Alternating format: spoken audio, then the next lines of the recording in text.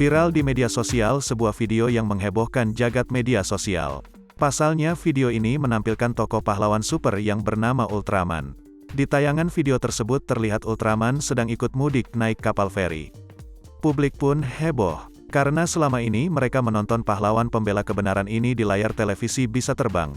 Loh, ini kok malah naik kapal feri menuju kampung halamannya.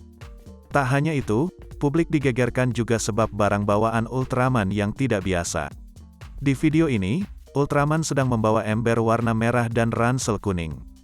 Publik pun tak habis pikir dan terus bertanya-tanya. Video ini pun dibanjiri beragam komentar dari warganet.